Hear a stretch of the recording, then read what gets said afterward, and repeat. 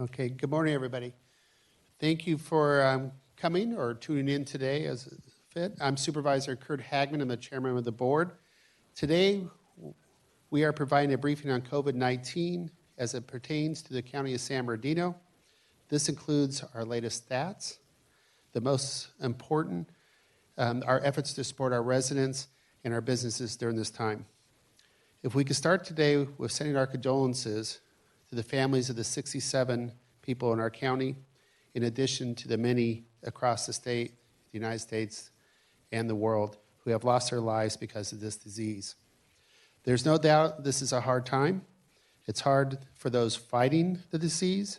It's hard for those caring for this disease, and it's hard for those businesses trying to stay open, and it's hard for the employees who have lost their jobs. It's our job, the county's job, to be there.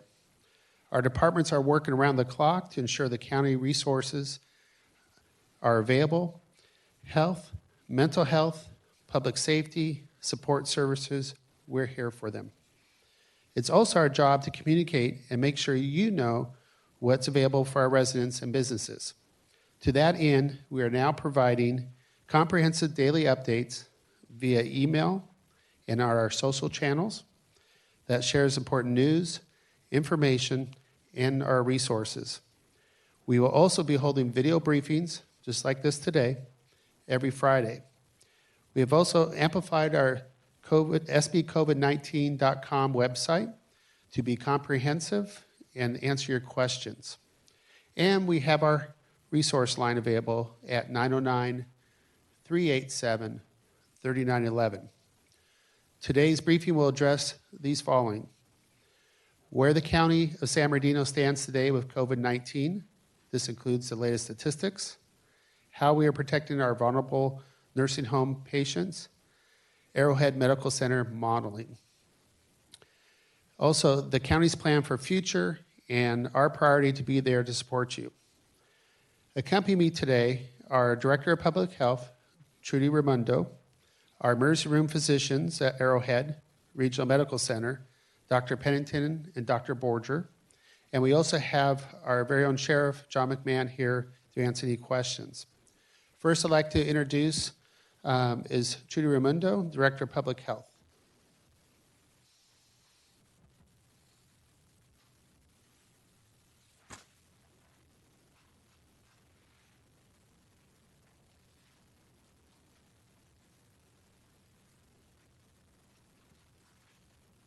Good morning, and thank you for being here.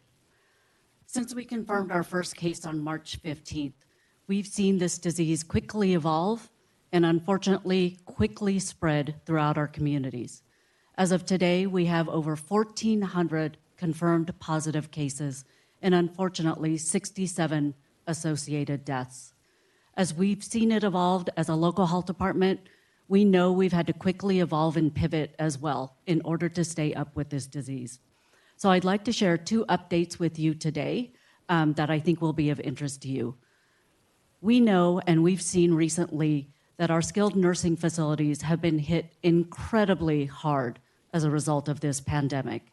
And so in response, us as a local health department, in conjunction with multiple partners at the state, at the federal, and the local level, have put together a skilled nursing task force.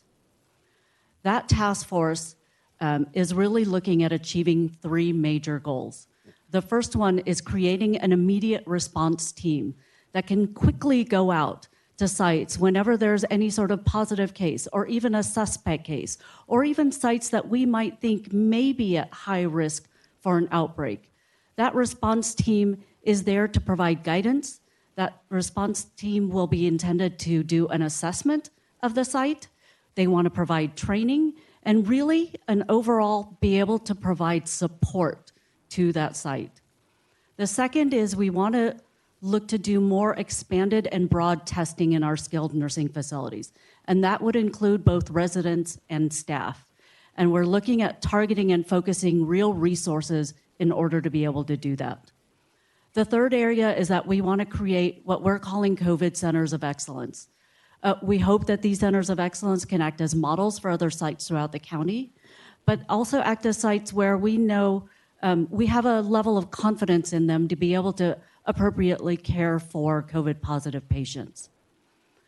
But with all of that, I think with the expanded testing that we're going to be doing in all of these, I think the reality is that we will probably discover a positive in almost every site that we do testing in. And so ultimately, for our long-range planning and our long-term goal, we need to ensure that all sites can appropriately care for any COVID-positive patient or COVID suspect patient. And so we really want to get the message out there that as a local health department and all of the partners that are working with us, our role is to support you. And so we will be working very hard to ensure that you have a lifeline to us, that you have a lifeline for supplies and any other training and education and support that you might need. The second update that I want to provide is around data. We've been tracking data from the very beginning, and we quickly stood up a dashboard to be able to show our positives and some of our death data and certainly location data. Today, we're unveiling a much more expanded dashboard as a result. This is, rather than kind of reading off my script, I want to be able to show you some screenshots of the dashboard that we are unveiling today.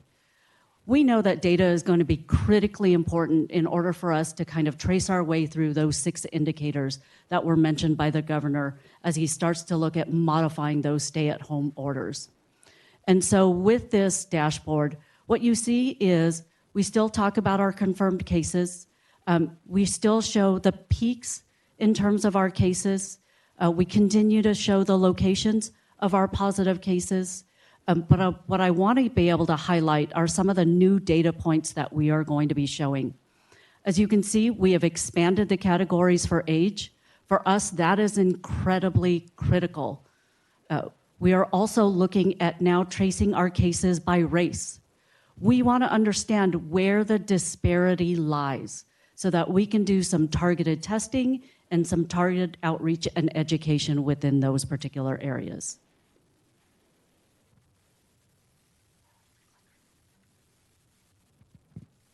Thank you. We also are now looking at expanding our reporting of deaths. We are showing fatality rates. We want to be able to show the location of our deaths, also show it by sex, by ethnicity, but again, more importantly, we're really drilling down to see whether there's disparity amongst race and where there's disparity amongst age. That is so critical for all of our movement going forward. We need to understand where that disparity lies and whether or not we are inadvertently missing certain populations as we move and respond to this pandemic. And then finally, and I think this is going to be of real interest to folks, we're now tracking a lot of our testing data. So as many of you have seen, we are now standing up a lot of expanded drive-through testing capability. We really are looking to meet this idea of testing for all, but the only way for us to do that is by looking at our data. And so what we are able to do now is actually show where testing is happening, where residents are being tested. We can see the age groups for those that are being tested. And this will give us an idea not only of those that are being tested, but perhaps those that we are missing, those that may not be as likely to be able to come forward in our larger capacity. Are there geographic locations and subpopulations that we're missing in a lot of our testing effort? This data is going to be able to do that. And we know testing is that first indicator amongst those 6 of the governor's indicators for modifying the stay-at-home order. And so this data is going to be really critical as we continue to move forward. And so again, I want to thank you, but before I go, I really just want to end off with everybody, please stay safe, continue to social distance, continue to wash your hands, continue to practice good hygiene, because ultimately we will get through this, because we will get through this together. Thank you.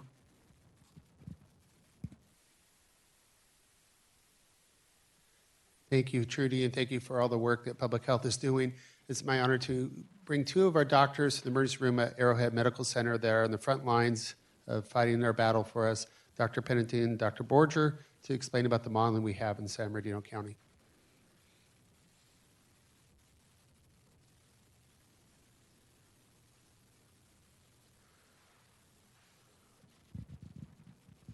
Good morning, and thank you, Supervisor Hagman.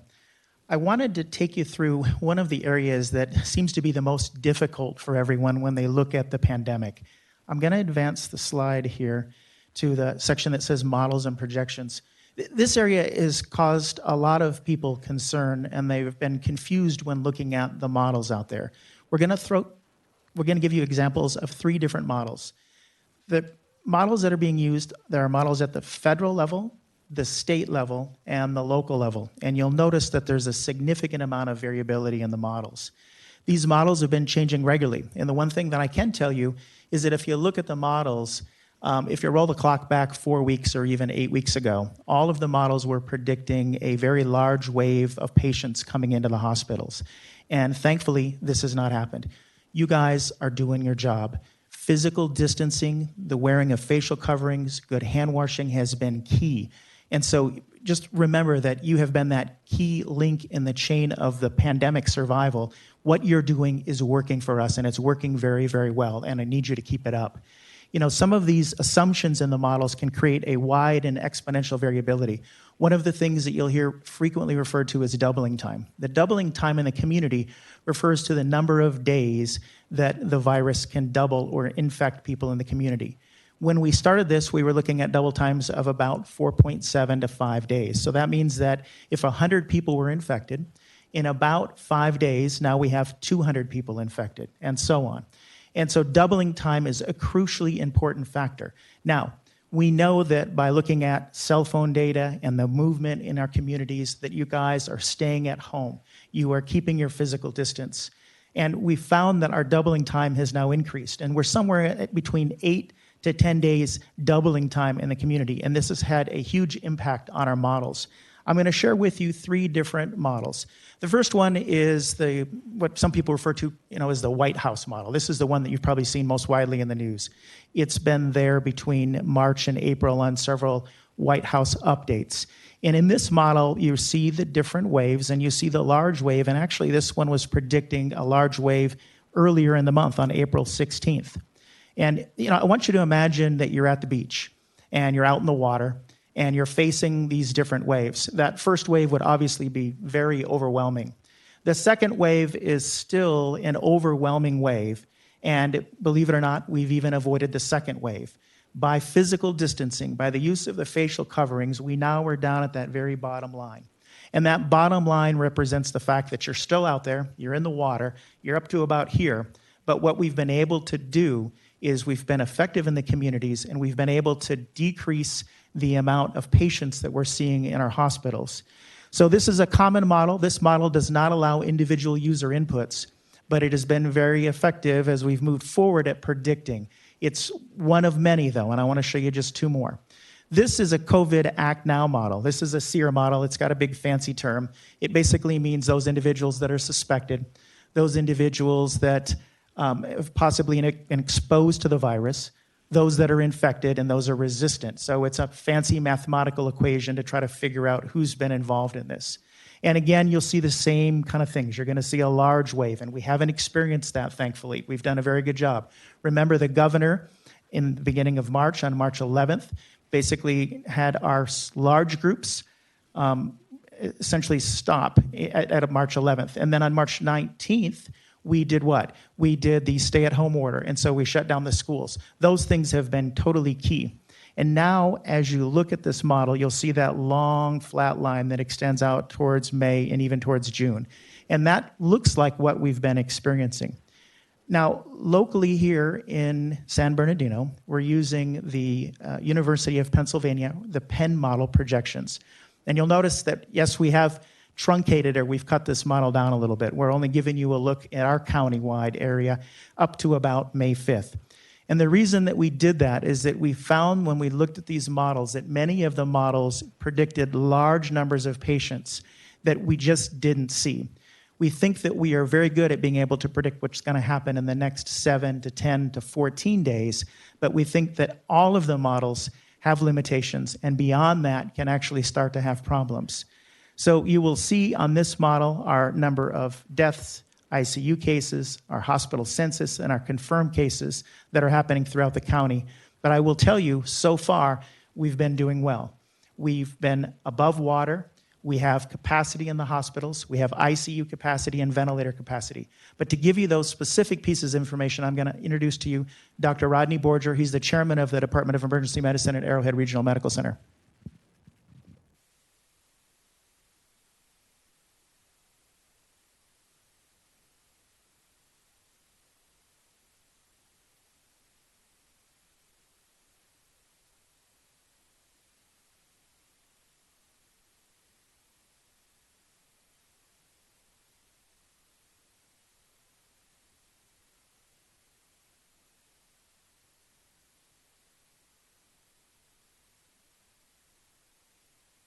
Actually wanted to share with you what I think is actually some very good news. I want to share with you the hospital census and what's going on in our hospitals in San Bernardino County. What's going on in our hospitals, I think, is a reflection of what's going on statewide. The number of patients hospitalized is an important number because it is a number that is more reflective of what's going on in the community than even the number of people diagnosed. The number of people diagnosed is directly related to the number of people that are tested. The number of people hospitalized is a fixed percentage of the total number of people that have the disease. So with public health and with the help of the Hospital Association, we've been carefully monitoring the number of patients in the hospital. And here's the data of the number hospitalized. And I can clearly say that for about the last 10 days, the number of patients hospitalized in our county has been extremely flat. We have not seen an increase in the number of cases in our county. So likewise, we've been monitoring the number of ICU patients that are being taken care of in our intensive care units. The number of patients in our intensive care units have also been extremely flat. It's reflected by the downward black lines. And for the past 10 days, we have not had a large increase in the number of patients in our intensive care units.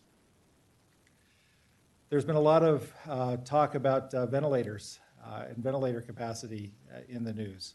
So we carefully track the number of ventilators we're using in our county and the number we have available. The hospitals, with the help of the state and local resources, have increased the number of ventilators they have available.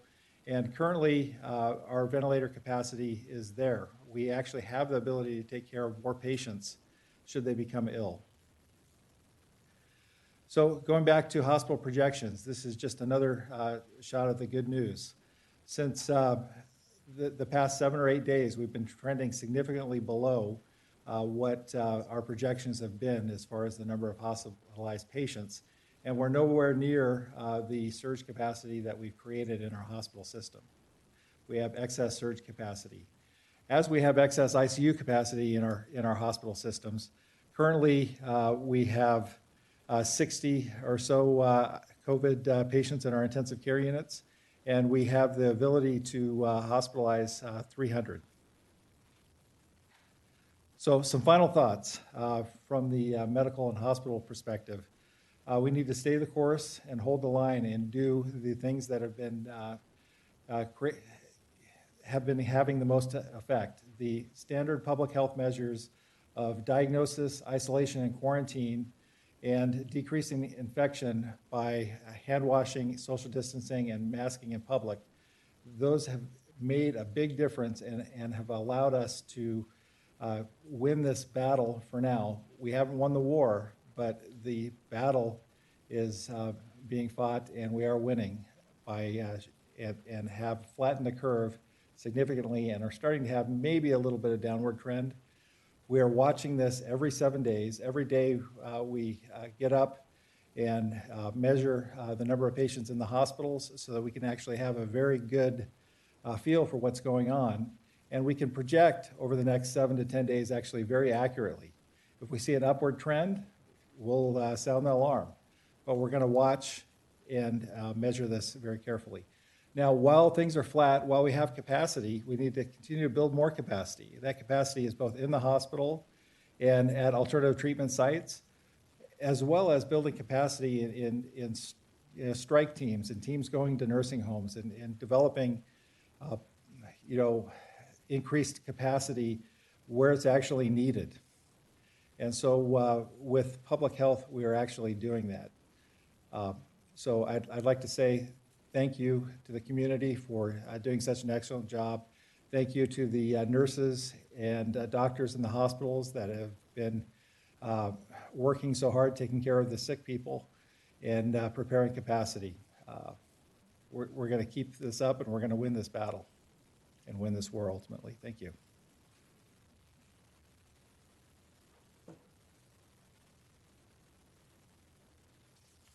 I want to thank Drs. Pennington and Borger for all the updates for us. That means data. Data gives us tools to hopefully start going forward and make things happen for our residents while still protecting them. And really also want to thank you and your team and all the healthcare professionals out in San Bernardino County for being on the front lines protecting our residents. Moving forward and working in parallel with flattening the curve, reopening our economy in the county of San Bernardino has been our top question for many people, and it's critical for us. As with any local government, we are mandated to follow the rules set forth by the state of California. What we do know from Gavin Newsom is that California needs to demonstrate 2-week downward trend in new cases, ensure that hospitals have the capacity and enough beds for the patients, and adequate testing measures are in place. We are working all 3 of those in San Bernardino County concurrently. That being said, we are looking forward to Governor Newsom's sharing of a possible timeline to reopen California, which could come as soon as today, but we know there are many things as a county that we need to be prepared for, and some things within our control we'd like to share with you today. Today happens to be Earth Day. And although we encourage everyone to stay home and stay safe, especially our vulnerable population, starting this weekend, we'll be bringing the outdoors in. With all of our county parks, trails, rivers, lakes, golf courses, and recreation areas, we're going to start to open them back up. Note that some of these will be open at a minimum level, as it'll take some time to get our staffing back in place. We also want to make sure that everyone still practices their physical distance, and we encourage them to check in with the place they'd like to go visit to make sure they're open this weekend. But the mask, the physical distancing, and good hygiene got us to this point, and we need to continue to do that if we are to leave our home. As for our businesses, we're using this time as a means to plan with My Recovery Coalition to help businesses reopen. Here in the county, we think every business is essential. But we need to follow the state guidelines, and we look forward to sharing you how that pragmatic approach to opening businesses within the governor's timelines come together in a video next week. Our steps to reopen the county as a direct result of our residents doing the right thing. That cannot be stated enough. By doing your physical distancing, wearing your mask when you go outdoors, and to make sure you're using your clean hygiene, not touching your face, gives us the ability for us to work with the governor's office to start to reopen San Bernardino County. We look forward to continuing to share this news with you throughout our daily updates and on our Friday briefings. And with that, I want to thank for everyone coming today, and we'll open up for questions. Yes, sir.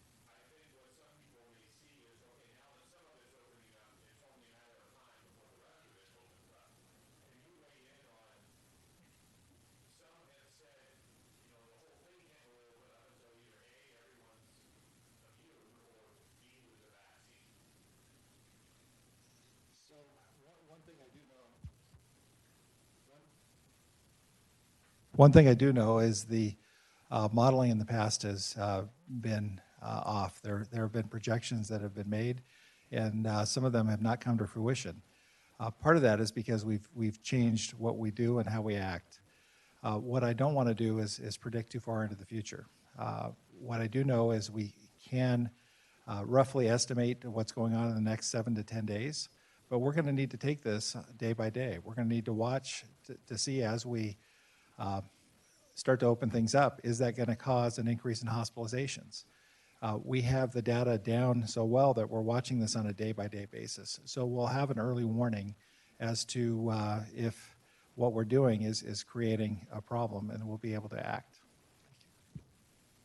So in other words, it's going to be a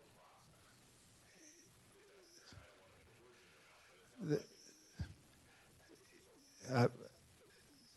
The answer to that is I'm not 100% sure. We're going to be watching that day to day, and things might improve quickly, they might improve slowly, and I don't want to predict anything beyond 7 to 10 days. I'll respond a little bit to what we're doing. This is a combination of, we're not in a vacuum here, San Bernardino County. We are working with under the state order that only gives a certain flexibility of those businesses and reopening that many of my residents want to see open today if they could. But we have the state order to work with, but we're working in conjunction with public health, our scientists at ARMC, our business coalition, and our staff here to try to come up with pragmatic things that we can put in place when we can open things up. We all see the plexiglass between the checkout person and the customer at the local grocery stores. Great idea. That prevents that barrier. What are some of these other pragmatic measures we can start thinking of for each business industry? And as we're able to phase those in over a period of time, under the guidance of the federal and state laws and directives as well, we'll be prepared here in the county, working with our business community to have those practical solutions in place going forward. And that speed of that is varied on many different things, including how many supplies of tests we get in the county, how many different resources we have for capability, how our trends go, and it's not something we can predict even next week, much less a month or 2 months in advance. So it's a very fluid. Every day we get new data, new information, but we're saying that we're going to be prepared on our county level to be able to enact those changes and those recommendations and rules as they come forward each and every day. Can you tell us which nursing homes have had an outbreak? I will turn over to Trudy on that. Yeah, so we've been tracking a lot of the outbreaks as they occur, and the question is around whether or not we can start to reveal the list of skilled nursing facilities and other facilities that have outbreaks. At some point in the next couple of days, we actually plan to stand that up on the dashboard. I just need to give my staff a little bit of time on how that's going to work, but that will be absolutely an aspect of the dashboard where you will be able to see the site that we are currently working with, the number of residents and the number of staff that have tested positive, as well as, unfortunately, if there are any deaths associated. What can you tell the family that have people at these nursing homes to just reassure them of what's going on? Question two, if you can. So the question is around what can I tell the families that may have loved ones in these sites? Really, the reason behind the Skilled Nursing Task Force is to create that immediate response. And when we are immediately made aware of either a positive case or even a suspect case, and that's why we're trying to build a lifeline directly to the local health department for these sites. We want to be able to build a relationship of trust with the site so that they come forward in the event that there is something going on, and we can immediately send support staff out there. One of the things that we can lend to it is we have a great team, and it's not just public health. It is folks from the hospital setting. It is fire, it is EMS, and it is behavioral health. What we want to be able to do is immediately go out to the site, do an assessment, provide them training, resources, education around how they can quickly cohort some of these folks, immediately be able to provide training. We know that sites, skilled nursing facilities and staff in skilled nursing facilities, they are not traditionally trained on how to properly use PPE. So we wanted to not just give them the supplies, but also train them on how to use it. So we want to make sure that all of the residents are protected at every moment.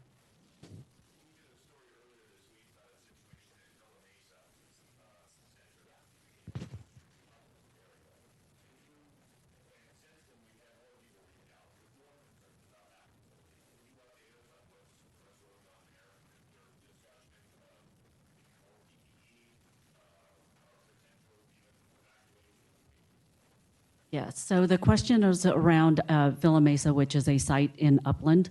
That's actually a site that we were made aware of on Saturday and quickly responded in the way that I've been talking about. We immediately brought down a team from actually the California Department of Public Health to help us go over there. We went down Monday to the site, did another site assessment. I have to say this is actually the second site assessment that we've done for that site. The reason behind the assessment is really for them to take a look at some of their practices, how they're doing in terms of using the PPEs, and it's really more about giving them guidance and continued recommendations about how to properly use the PPEs, how to properly cohort, but also then give us back information where we need to also kind of complement and step in. We've been working really closely with our folks within EMS to get them supplies immediately. We put them up as a priority. In terms of supplies, we know they've received gowns. We know they've received N95 masks. We are making sure that staff are out there so that they know how to use the equipment also effectively. We've reached out to partnering hospitals in the area to ensure that they have enough staff in order to be able to not just run their daily operations, but also be able to adequately care for the COVID positives that are coming in. There is another team that is going out, that went out at 10 a.m. this morning to do another assessment, but also from the perspective of they are more of a kind of an SOS team to see quickly again, do you need more staff? Do you need more supplies? Do we need to continue to provide education? All of those things. And that's how we're going to continue to respond to these skilled nursing facilities, is really build that relationship to ensure that we are constantly monitoring, but also working with the staff. Because the one thing that we want to make clear is that evacuation should always be the last resort. The best thing for those residents is ensuring that the staff and the site are prepared to be able to care for them. The last thing we ever want to do is have to transition, transfer, or divert those patients.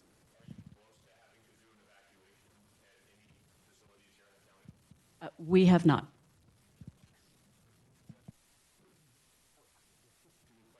Sorry, the question was whether or not we had seen any sites that were close to evacuation, and we have not.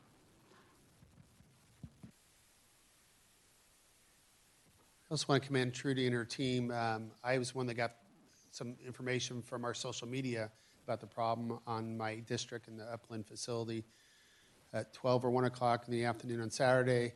And I know Trudy was working on it till 10 or 11 o'clock at night because she was calling me back with all the updates, and they had the PPE and other equipment there within 12 hours, and they had the teams rolling out.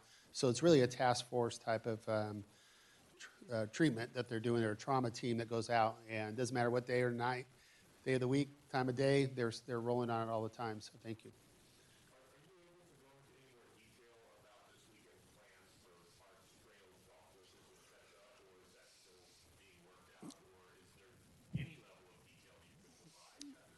Yeah, we're looking at passive recreation. We're looking at people who need to get out of their homes for mental health after they've been, in there for 6-7 weeks at a time. We want it done safely. We want it done where there's physical distancing. And so we're looking at each of our facilities, and we're going to be passing down.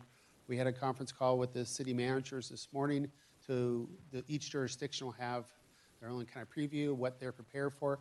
And it's a lot of obvious things that we think are hopefully common sense for people. We're not going to open up the jungle gym for the kids to go bounce on because that's a lot of touching. It's going to be basically where you can walk, where you can run, where you can enjoy the outdoors, enjoy the and be safe distance from some of the people. You see us scrambling with our masks going on and off today as we come talk to you. We're practicing that as a county. And so there'll be maybe not the entire facility open. Like in my district, I have Prado Park. I'm looking at opening up the passive areas there, but it's not going to be the gazebos to sit down and have a picnic lunch. It's not going to be the RV park where people can, we're trying to keep the germs being touched on physical objects that can be passed on from person to person. So it's really each facility is going to be looked at, and that's going to be passed down to local jurisdictions as well. But we'll have staff there as well to make sure that people are practicing what we're telling them, and we're going to be doing a signage and campaign to make sure folks are aware. We have already in our public health order, businesses have the right not to serve on the essential businesses if they don't have their mask going in. And so we want to have very pragmatic tools that we can use as residents and as governance to make sure that we're keeping people safe. What we don't want to see that curve going back up, and we can't be too premature on that, on the way things are being opened. But we have 22,000 square miles here in San Bernardino of open space. Not all open, but there's quite a bit of it. So you can find your own piece of paradise somewhere in the county and go get some fresh air for a little bit over the weekend. And I know, David, are you taking questions off? Yes, we've gotten some questions over the Facebook Live feed, and the first question, since you're at the microphone, Chairman, is about the status of food distribution in the county. Yeah, we've, working through our EOC, we have established a task force for food distribution, and we're assessing the needs on both the local city basis as well as the unincorporated area of the county to make sure that we're trying to fulfill all the needs that are there, make sure our residents have those supplies. So there is a task force working on that. Okay, thank you very much. The next question we have from Facebook Live is for Dr. Borger, and it is on the status of antibody testing.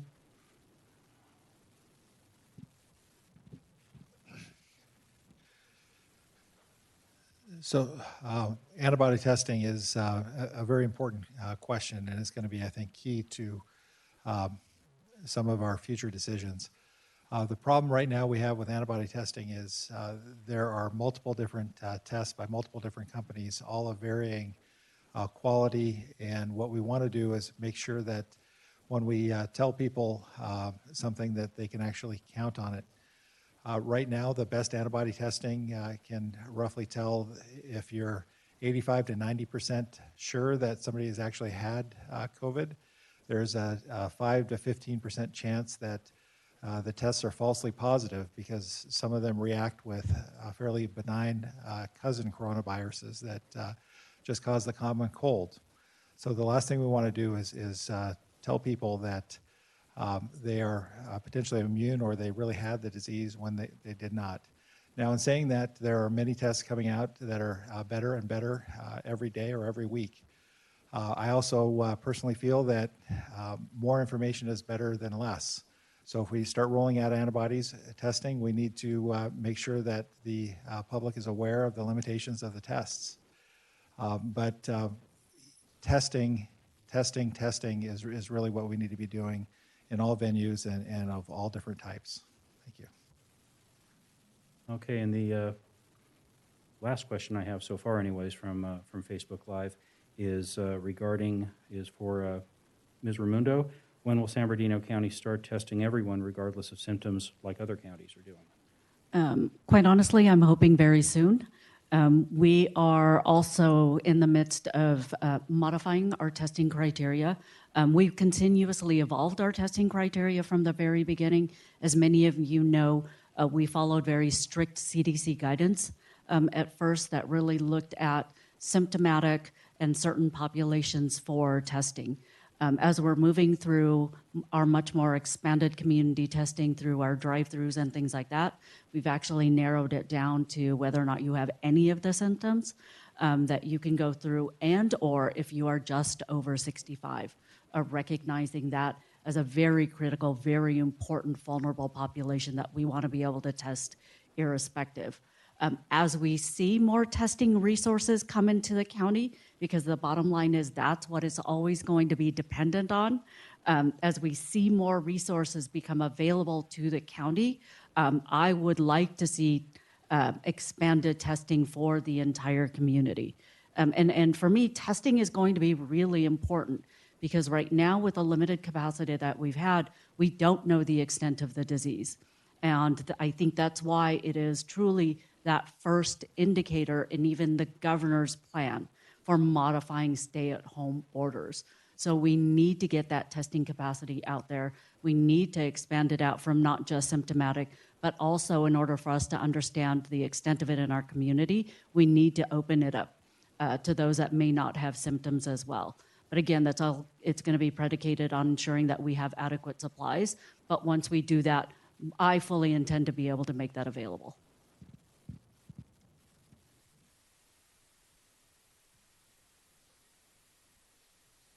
Any final questions? If not, we want to thank you for attending and watching today, and keep referring to our websites here for information, sbcovid19.com, or if you have questions, you call our JIC hotline at 387-3911 for more information. And as we are able to do things for our residents here and open up the county again, we'll be sending out more of the details on those activities like we were talking about earlier. How do we do some of these things? And that's working in conjunction with public health and the whole team members. And looking forward to getting some fresh air this weekend. Thank you for coming.